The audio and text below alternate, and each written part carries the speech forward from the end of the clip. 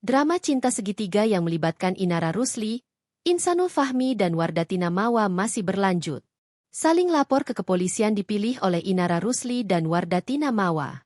Mawa melaporkan Insan dan Inara atas dugaan perselingkuhan dan perzinahan ke Polda Metro Jaya, Sabtu, 22 November 2025.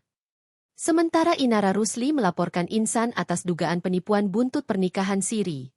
Mengenai konflik ini, Denny Sumargo turut berkomentar. Densu sapaan akrab Denny Sumargo, menyarankan agar Inara Rusli meminta maaf pada Mawa demi menjaga norma.